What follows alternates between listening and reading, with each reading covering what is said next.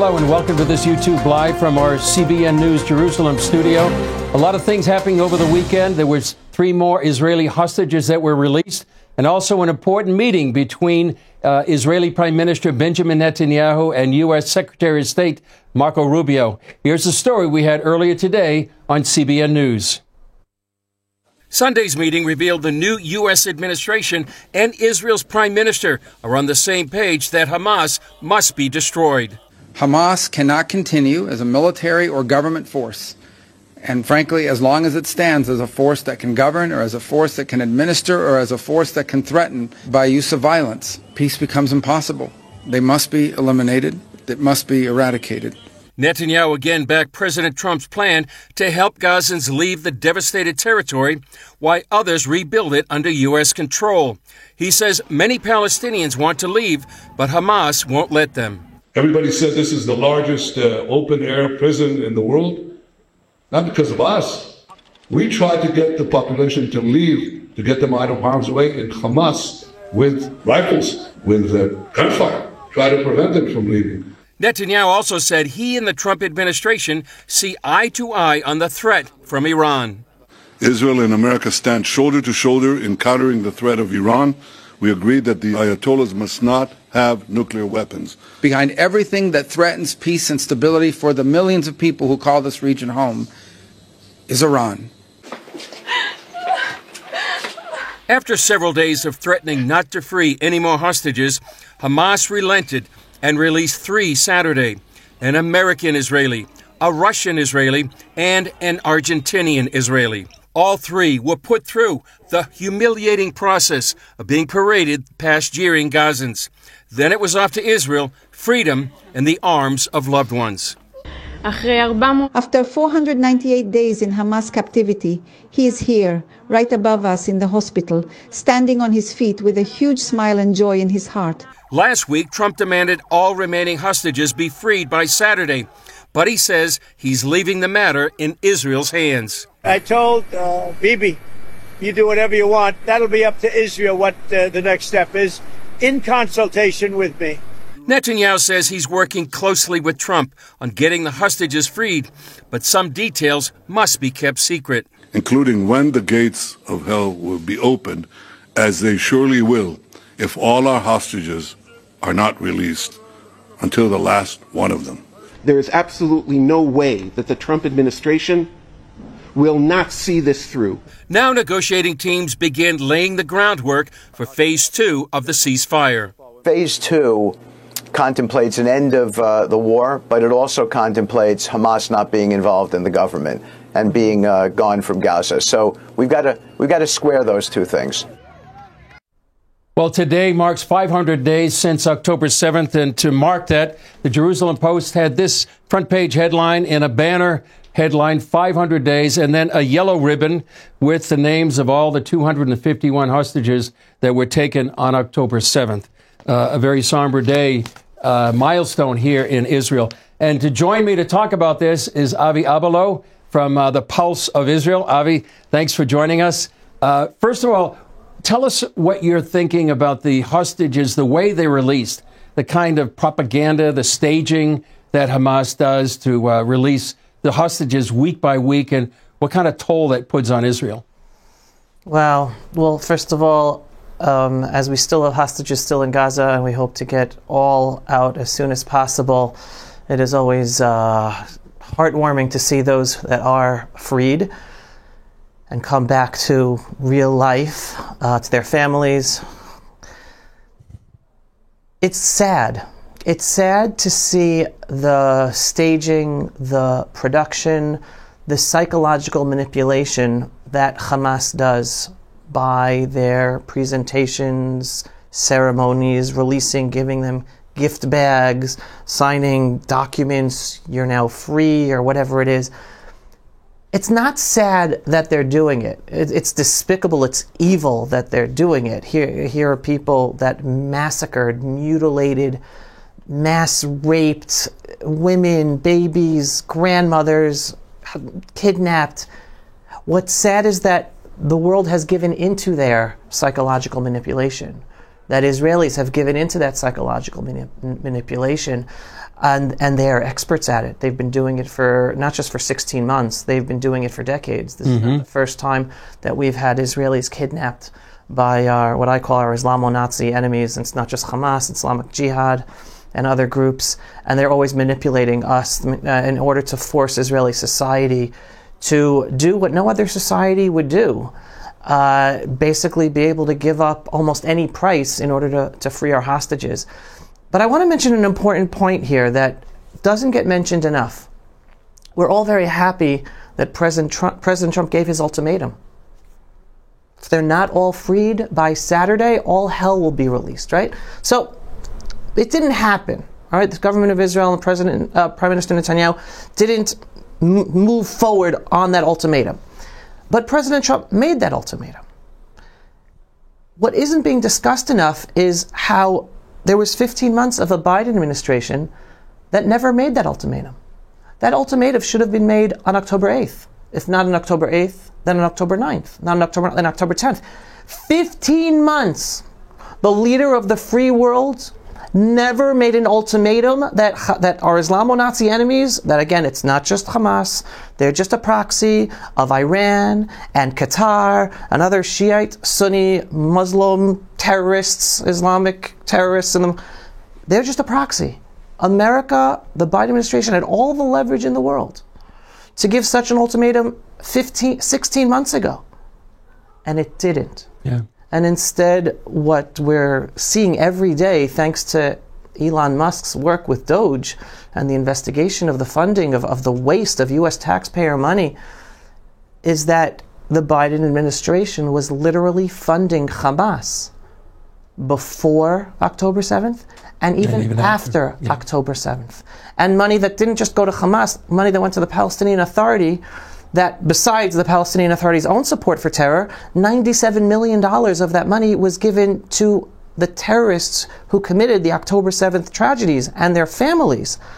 We're talking about a level of evil where, for putting aside the psychological manipulation of our Islamo-Nazi enemy in Gaza, they were allowed to get away with it. They were empowered. They were funded by U.S. taxpayer money to do so. And that's not getting enough press.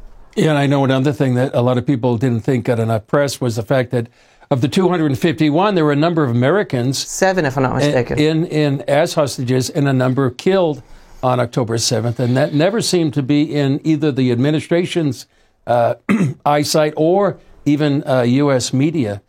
You have the pulse of Israel. Talk about the pulse with the emotional turmoil that Israelis are going through, because everybody loves to see the hostages reunions with the loved ones, with the wives and the fathers, and yet there's a more than a tension, a torn emotional tearing of the Israelis. Everybody wants to see the hostages released, but then what's the price with the hundreds of Palestinian prisoners that released? So what is the pulse right now? That's a great question, Chris. I will answer it by giving over two different issues that touch upon your question.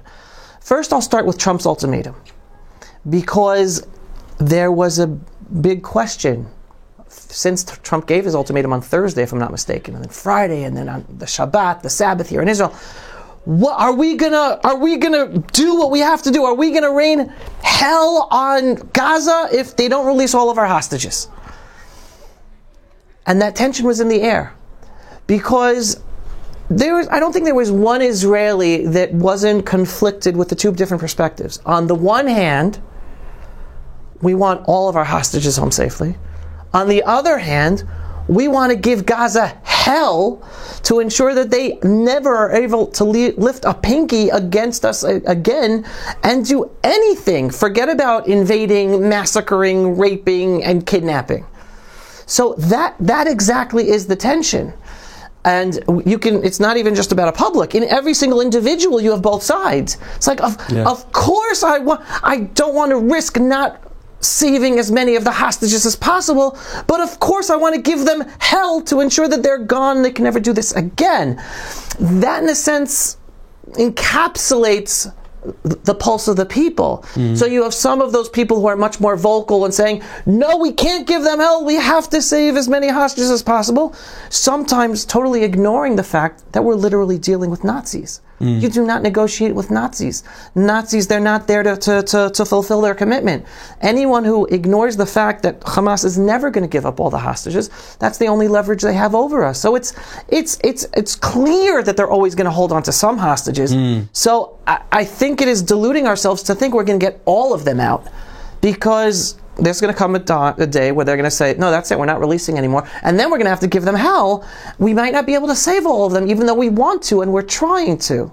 And on the other hand, you have the people who are like, give them hell, realizing that there will be a price to pay of not necessarily being able to save all the remaining hostages that remain there. And then the second perspective to give has to do with the fact that I imagine your audience is very familiar with the term in America that's especially being used today. Elon Musk just spoke about it from the Oval Office, a deep state. He used right? Yeah. Deep state in America. Well, Israel also has a deep state. And the deep state here, again, you're talking about bureaucrats, you're talking about media, you're talking about the judicial system. They have been the ones using this hostage situation as a political hammer against Netanyahu and his government for the past 16 months. I mean, the clearest proof of this is you would have expected the leaders of the organized hostage movement, after they heard Trump's ultimatum, they should have been the first ones on the bandwagon saying, yes, the only way Hamas will take us seriously and potentially release all or most of the hostages is if they really believed that Israel would give them hell. They knew Israel wouldn't give them hell. So they knew they didn't have to release all the hostages. But in order for Hamas to take us seriously, they have to see Israeli society united and saying, yeah, give them hell if they don't give us back all the hostages. The leaders of the hostage protest movement, they did not come out in support of Trump's ultimatum, which is the biggest hypocrisy of it all. Like, to me, it makes perfect sense, because they are using that, they've hijacked the hostage issue as a way to try to topple the Netanyahu government. I know everyone really, they all care about the hostages, but not enough to not allow their political motivation of toppling the government to overtake the actual need of freeing the hostages. So that also is tension that's part of Israeli society, that we're being manipulated by this deep state behind the scenes that are manipulating the psychosis, the psychology of Israeli society, which is making it hard to give the unified support for Israel to give Gaza hell. Yeah.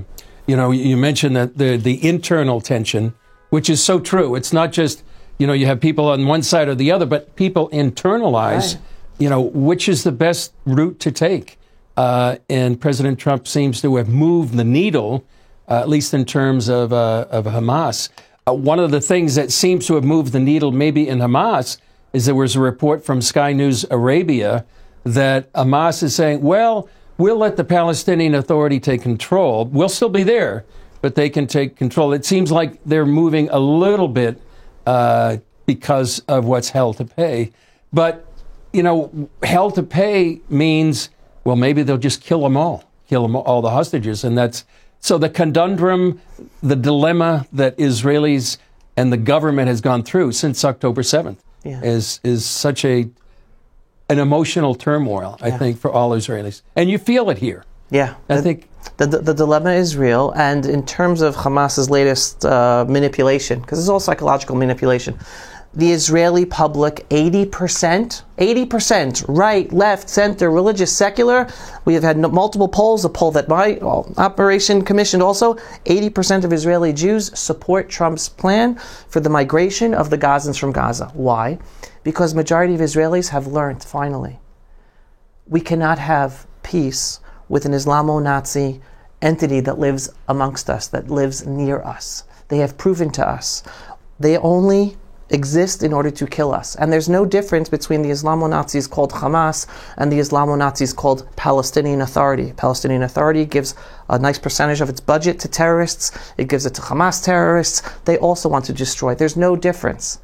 So to say, oh, we won't be in control, we'll let the Palestinian Authority live, Israeli society is not having this bluff anymore. We know the Palestinian Authority is the same as Hamas. They're all Islamo-Nazis. They all want to destroy us.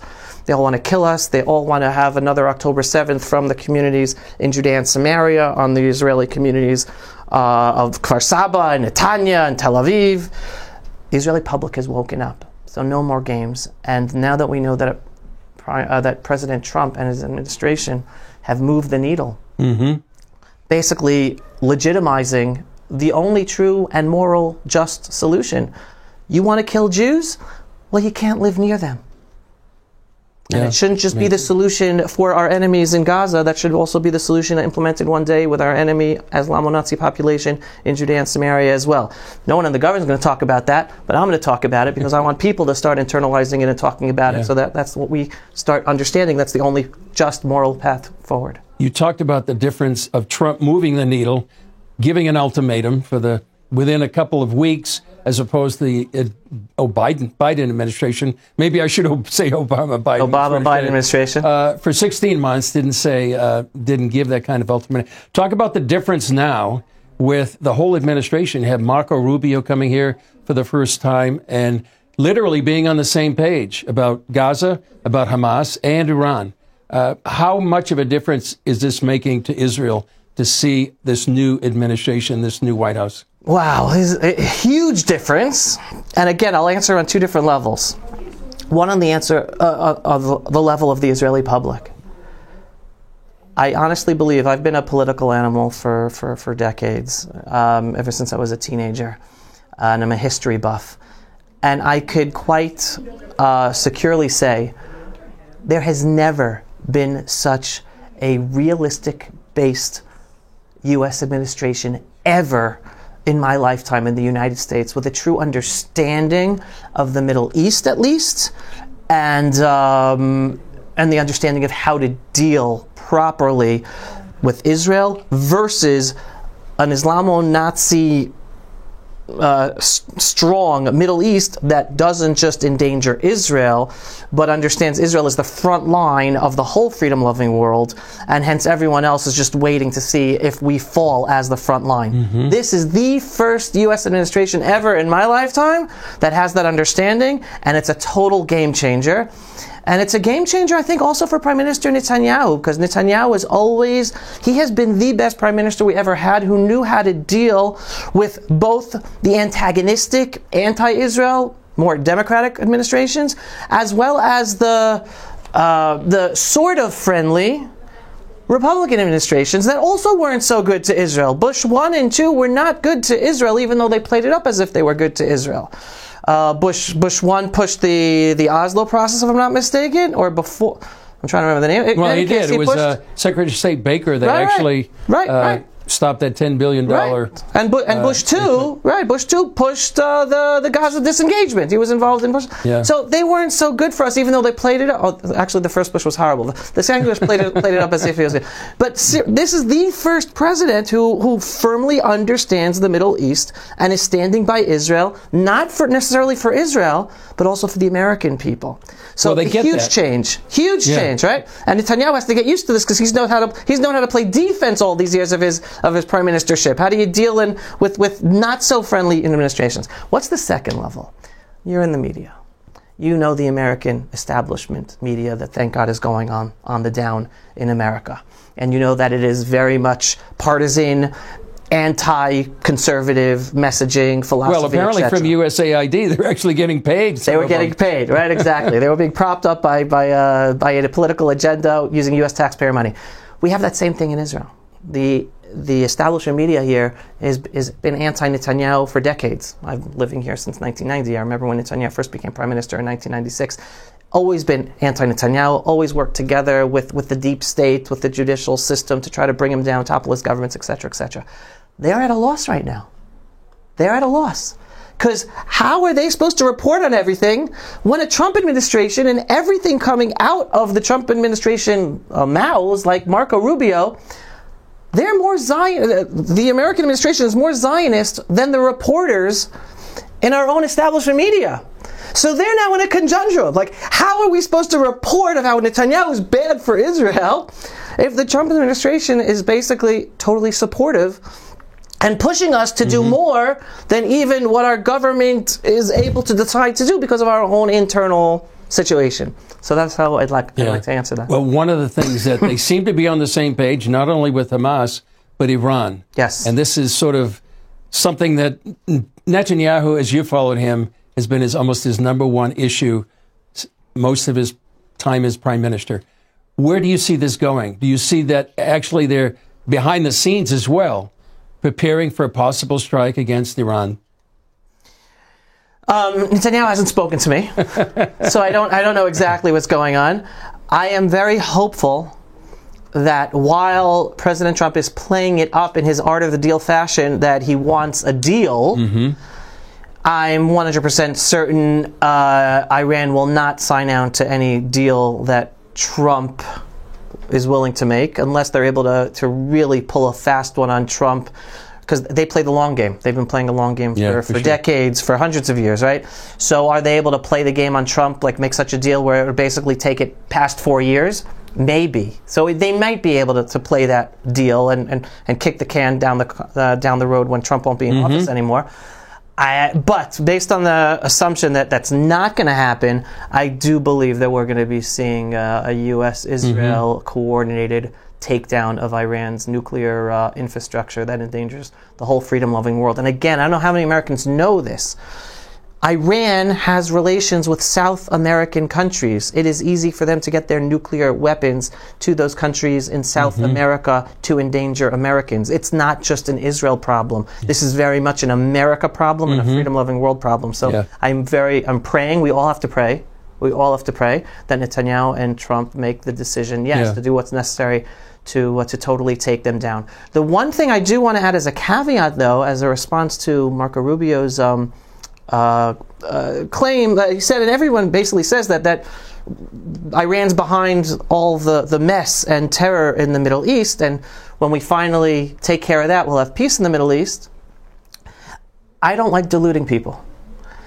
Please God, the day will come soon that Iran is taken care of. And when Iran is taken care of, everyone has to understand that the Iranian people are one of the biggest allies of the Israeli people.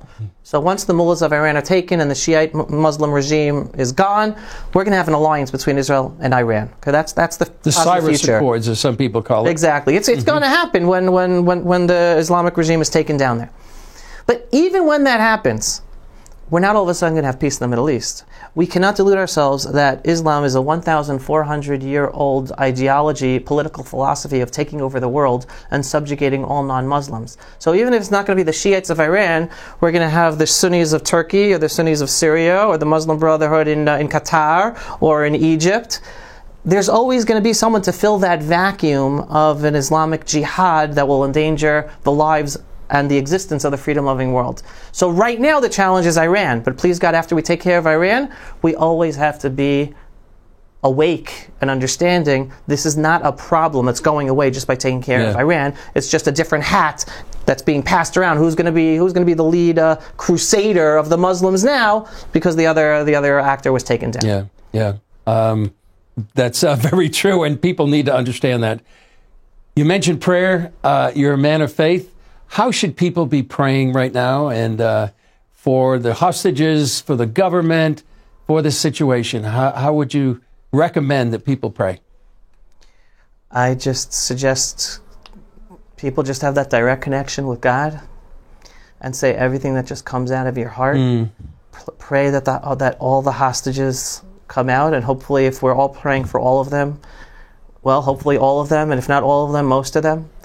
Pray for our leaders, for Netanyahu and for President Trump, to listen to the right advice in making the right decisions. And I would add, pray in asking God for the strength to be as vocal as possible for the information to get other people to pray. Well, I know you do that. So how can people find Avi Abelo in the Pulse of Israel? Best thing is go to pulseofisrael.com and people can click to subscribe. I'm also on Facebook, on Twitter, on Instagram, on Telegram. and WhatsApp, every different place giving different pieces of information, trying to fill people in according to the level they want. Yeah. WhatsApp and Telegram are the best things. Look up Pulse of Israel or Avi Abelo. But definitely come subscribe on pulseofisrael.com for the daily videos. Right. Any final thoughts? Final thoughts, I believe that we are in redemptive times. Unbelievable what we're experiencing. To think that October 8th, the Jewish people in the land of Israel, and basically the symbol of morality in the world, that's in a sense what the Jewish people are and why we're being attacked. No one could have thought at October 8th that 16 months later, with the tragedy, and still living with the tragedy, we would be in the strongest geopolitical strategic position ever in our history, definitely modern history since the establishment of the State of Israel. Yeah. And even though things there'll still be ups and downs, right? I tell people there's still going to be downs. We have to focus on the trajectory and be part of the trajectory and focus on the positive while we call out and talk about the negative in order to get people to pray so we continue going the positive. Amen. Avi Abelo, thanks for joining us, thepulseofisrael.com. Great to get your perspective on all the things happening right now at such a critical time in Israel's history. Thank you so much for having me, Chris. Yeah. And thanks for joining us here on YouTube Live. And we'll see you on Jerusalem Dateline tomorrow and CBNnews.com, as well as the 700 Club. God bless from Jerusalem for all of us here in the Jerusalem Bureau. God bless.